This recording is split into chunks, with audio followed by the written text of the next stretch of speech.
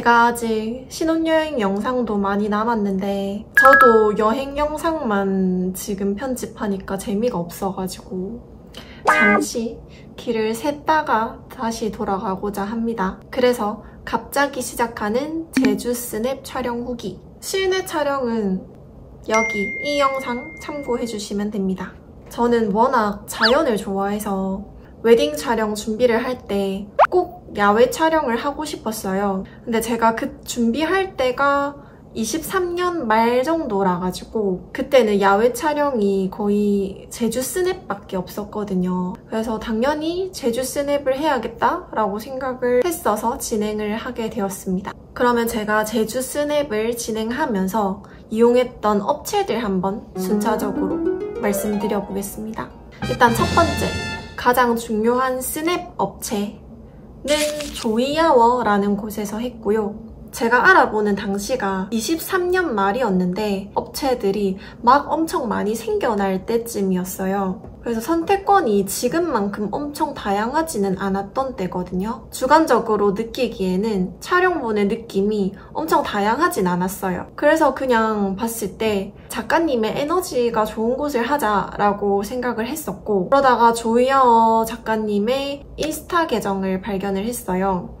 거기서 Q&A를 한번 읽어봤는데 작가님 에너지가 너무 좋으시더라고요. 뭔가 엄청 밝고 활동적이고 그런 게 Q&A에서도 느껴지길래 아, 이 작가님으로 해야겠다라고 생각을 했었어요.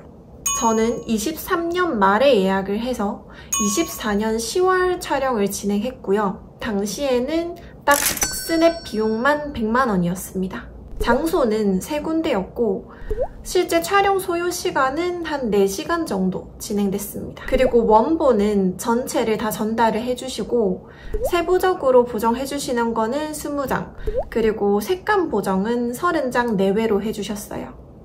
제가 셀프 실내 촬영을 해보고 한 3주 정도 뒤에 이제 제주 스냅 촬영을 간 건데 확실히 작가님이 계시니까 디렉팅만 따라가면 돼서 굉장히 편하기는 하더라고요. 이번에는 거기서 그리고 저는 그냥 일상 컷에서도 자연스러운 느낌을 좋아하는데 조이 작가님도 자연스러운 걸 좋아하셔서 계속 움직이면서 컷을 만들어 나갔어요.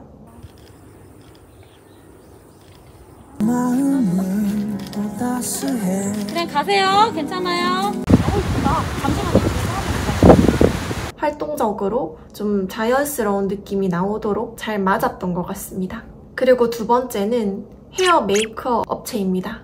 나중에 제가 더 자세히 말씀드릴 거지만 저는 제주 스냅 촬영할 때도 옷은 제가 따로 챙겨서 갔었거든요.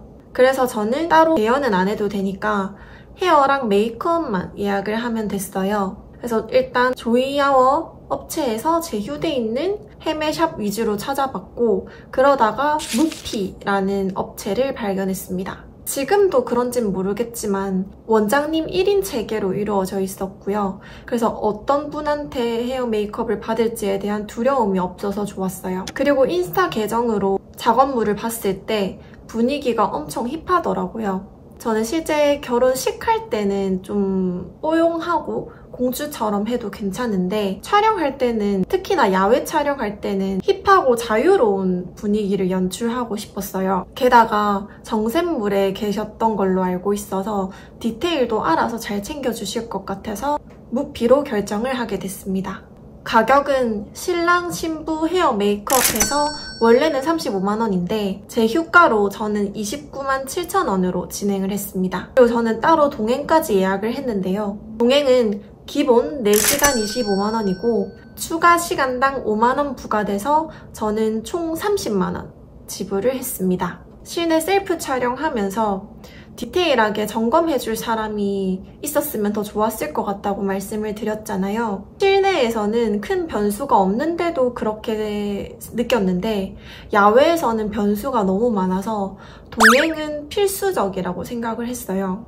근데 다른 업체들을 찾아보면 동행할 때는 어떤 분이 같이 가는지를 몰라서 그것도 살짝 복불복이라고 하던데 무피는 원장님 1인 체계라서 동행도 원장님이 직접 같이 가주셔서 좀 더 마음 편하게 예약을 진행할 수 있었어요. 그리고 남편은 수트를 대여를 했습니다. 이것도 조이아워랑 제휴돼 있는 업체에서 찾았고요. 더 수트 옴무라는 곳에서 2벌에 20만원으로 대여를 했습니다.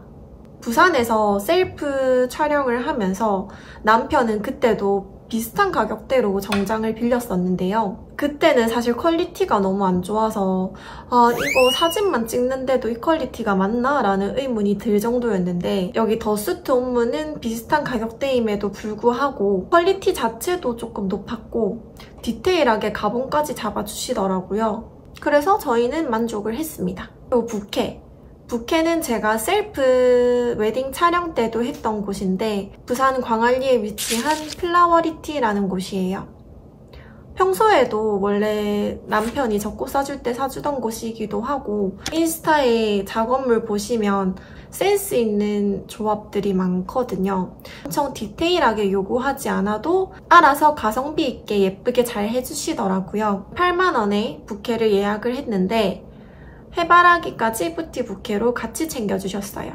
야외에서 진행하는 거다 보니 저는 색감 있는 꽃을 원해서 색감 있는 꽃으로 해달라고 했는데 알아서 이렇게 또 예쁘게 만들어주셨습니다. 근데 이게 부산에서 제주로 들고 가야 되고 가는 날 바로 촬영을 거의 못하니까 하루를 또 버텨야 되는 상황이라서 원래는 제주도에서 부케를 예약을 하려고 했었는데요. 아시다시피 부케 금액이 엄청 비싼데 제주도를 가면 바다를 한번 건너간 거라서 더 비싸더라고요. 근데 비싼 만큼 제 만족도가 그만큼 높아지면 저도 거기서 하고 싶었는데 비싸기만 비싸고 이거 잘하면 저의 마음에도 안 들겠다 싶어서 그럴 거면 좀 들고 가는 수고로움이 있더라도 마음에 드는 곳에서 하자 싶어서 플라워리티에서 들고 갔습니다. 비행기 탈 때 조금 귀찮기는 했지만 그 다음날까지 잘 살아 있었습니다. 한여름이 아니면 괜찮을 것 같아요. 이렇게 제가 이용했던 업체는 끝이고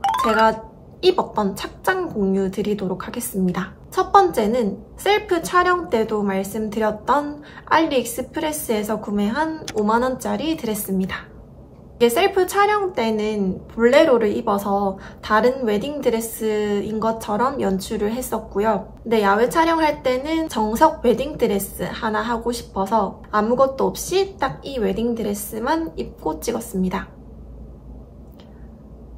가죽 부츠를 신어서 조금 힙하게 의도를 해봤습니다. 근데 제가 풀밭에서 이 착장을 선택을 했는데 풀이 가시가 있는 풀이었거든요. 그래서 촬영하고 나중에 보니까 가죽 부츠가 다 망가졌더라고요. 그래서 혹시나 풀밭에서 가죽 신발을 신을 예정이시면 이거는 다 망가질 거다라고 예상을 하시고 마음을 먹고 신으시는 게 좋을 것 같습니다. 그리고 두 번째는 테무에서 3만원 언더로 구매한 원피스입니다. 호수 쪽에서 숲속에 사는 사람처럼 보이고 싶어서 프릴이 달린 얇은 원피스를 찾다가 구매를 하게 된 상품인데요. 이게 지금은 제가 구매했던 링크로는 품절된 상태이긴 하지만 오히려 거의 반값으로 다른 판매자 상품이 많기는 하더라고요.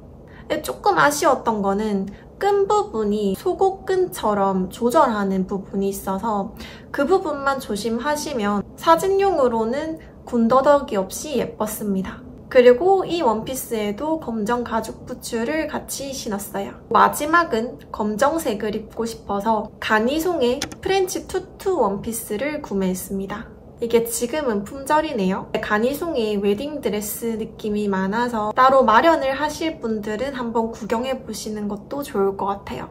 아무튼 제가 구매했던 투투 원피스는 살짝 실크처럼 보이는 소재에 하단에 프릴 포인트가 있는 게 예뻐서 구매를 했습니다. 그리고 이 원피스에는 니삭스를 신어주고 커플 운동화인 나이키 테크에라 남편이랑 같이 신어줬습니다.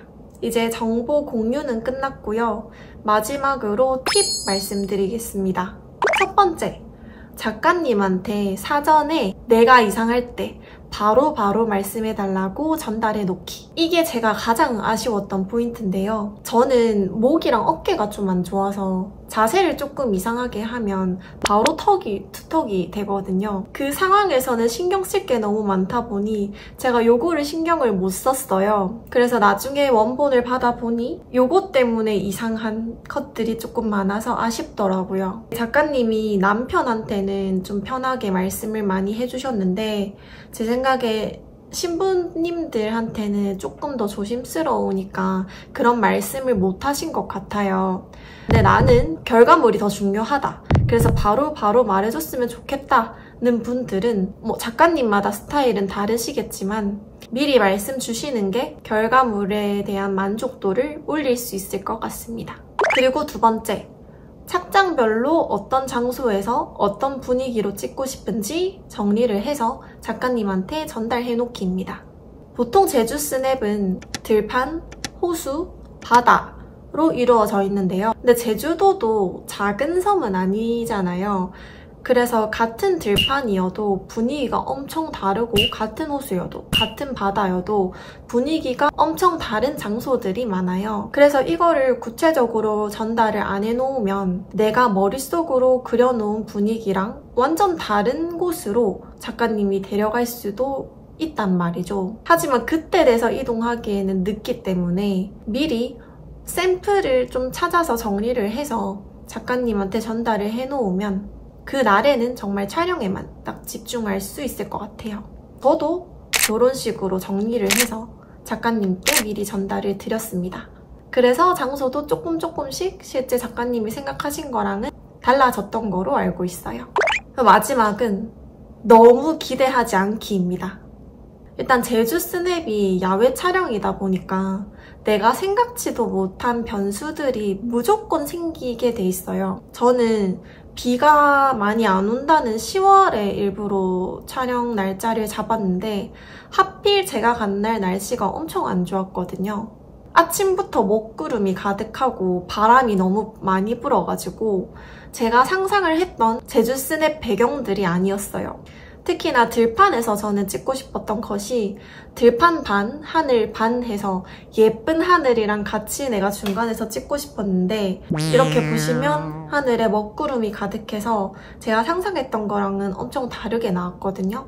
그리고 심지어 제가 원했던 마지막 장소에서는 원래 이 가니송 드레스에 저는 풀어지는 좀 잔머리가 많은 그런 머리를 하고 싶었는데 바람이 워낙 많이 불어서 그렇게 잔머리를 낼 수가 없는 상황인 거예요. 그래서 모든 머리를 다 짜매가지고 똥머리를 만들어서 촬영을 했었는데 그랬더니 무슨 발레리나처럼 나왔더라고요. 제가 상상했던 게 다 있었다 보니까 그거랑 틀어지면서 조금 아쉬움들이 저는 커졌던 것 같습니다. 아무튼 저는 웨딩 촬영 후기를 이렇게 마치게 되었고요. 사실 이제는 제주도가 아니더라도 모든 도시에 야외 촬영 업체가 많이 생겼더라고요. 그래서 꼭 야외 촬영을 하고 싶어서 제주도에 굳이 가실 필요는 없을 것 같기는 한데 그래도 제주만의 독보적인 분위기가 있기는 해서 제주 촬영 추천드립니다. 더 궁금한 게 있으시면 댓글 달아주시고 성심성의껏 답변 달아드리도록 하겠습니다. 안녕!